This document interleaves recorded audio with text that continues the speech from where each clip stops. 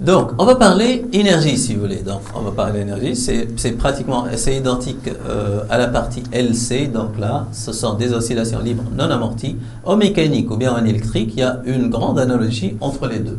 Donc, pour parler énergie, si vous voulez, donc on doit définir les énergies qu'on va considérer, si vous voulez. D'accord?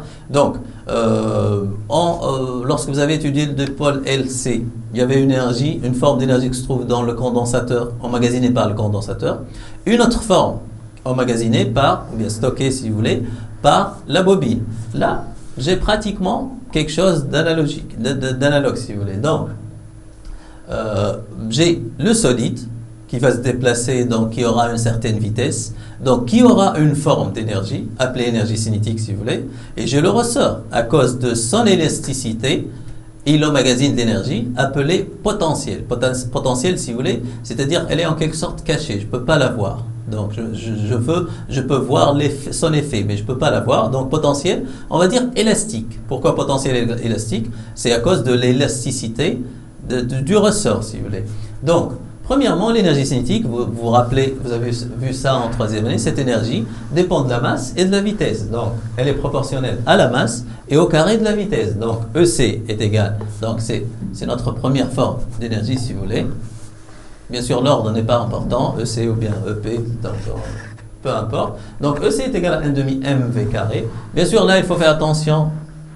Toutes les unités doivent être considérées dans le système international. Donc, la masse en kilogrammes, si vous voulez, la vitesse en mètres secondes moins 1. Si je travaille dans ces conditions, donc l'énergie, elle aura l'unité de l'énergie dans le système international, à savoir le joule. D'accord? Donc, on va continuer. Là, qu'est-ce que j'ai? On va vous rappeler la relation, donc x égale à x max sinus oméga 0 t plus phi x. Donc V c'est quoi? C'est la dérivée, donc ça sera oméga 0 x max cosinus oméga 0 t plus phi x. Donc EC est égal à quoi? 1 demi m fois, donc EC c'est 1 demi m fois V carré. Or, V c'est tout ça. Donc on va élever au carré, donc on aura oméga 0 carré x max carré, cos carré oméga 0 t plus phi x. Donc là, qu'est-ce qu'on peut faire? Donc, vous avez en trigonométrie ces fameuses relations. Cos carré, c'est égal à 1 plus cos 2 alpha sur 2. Vous aurez probablement besoin aussi de sin carré, c'est 1 moins cos 2 alpha sur 2. D'accord? Donc, je vais remplacer juste là, si vous vous rappelez, on a dit que, là, cette relation, on a dit tout à l'heure que V max est égal à quoi? Est égal à oméga 0 x max. Donc là, oméga 0 carré x max carré n'est autre que quoi? Donc, je vais élever au carré.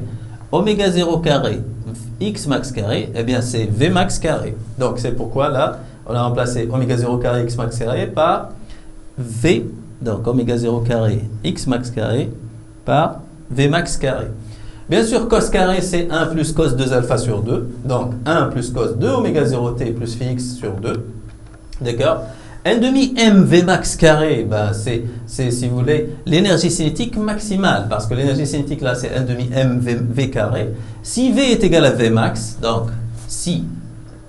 je vais prendre ce cas-là.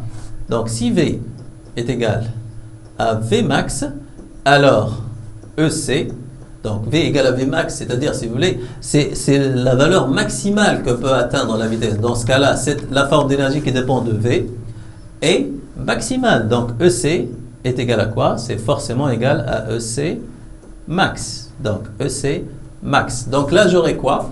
1 demi mv max carré est remplacé par EC max. Et là j'ai 1 plus cos 2 oméga 0 t plus 2 phi x. Parce que là j'ai 2 alpha. Alpha c'est quoi? Donc je vais reprendre. Alpha c'est, là c'est oméga 0 t plus phi x. Cos carré quoi? Oméga 0 t plus phi x. J'ai dit là que je dois avoir cos 2 alpha. Donc 2 alpha, ça sera quoi? 2 oméga 0 t plus 2 phi x. Donc là, j'aurai 1 plus cos 2 oméga 0 t plus 2 phi x sur 2. Là, c'est très important. Pourquoi? Parce que l'énergie cinétique, là, elle possède une pulsation. Mais sa pulsation, ce n'est plus oméga 0, c'est 2 fois oméga 0. Donc, si vous voulez, là, j'ai oméga énergie pulsations de l'énergie est égale à 2 fois oméga 0. D'accord? Donc, si vous voulez, je vais diviser par 2pi dans les deux cas. Donc, j'aurai toujours égalité. Là, je divise par 2pi et là, je divise par 2pi, si vous voulez. D'accord? Or, oméga, si vous voulez, oméga sur 2pi, c'est quoi? Si vous voulez, oméga sur 2pi, c'est n, c'est la fréquence. Donc là, n énergie est égal à quoi? 2 fois quoi? Oméga 0 sur 2pi, là j'ai 2, fois quoi? Fois n0. Oméga 0 sur 2pi, c'est n0 si vous voulez. Donc, si je prends l'inverse, donc on a plusieurs façons de faire ça. L'inverse, c'est 1 sur ne. Donc, j'aurai quoi? TE, ça sera égal à quoi? 1 sur 2 n0, eh bien, ça sera 1 demi, 1 sur 2 t0, pardon. Donc, je vais prendre l'inverse. Voilà. Donc, je reprends 1 sur NE, c'est TE, est égal à 1 sur 2. Donc là, j'ai 2. 1 sur N0, ça sera quoi? Ça sera T0. Donc, j'aurai T0 sur 2. Ou bien, je peux faire ça autrement, si vous voulez. Donc, comment on l'a fait là? D'accord?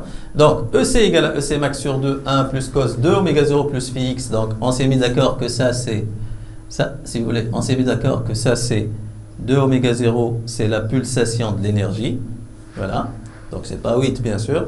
C'est la pulsation de l'énergie. Donc, oméga énergie égale à 2 oméga 0. Or, T énergie égale 2pi sur oméga énergie. Donc, égale 2pi sur 2 oméga 0. Donc, là, vous avez le terme 2pi sur oméga 0. Ça sera remplacé par quoi? Voilà, ce 2pi oméga 0 carré, oméga 0, ça sera remplacé par T0.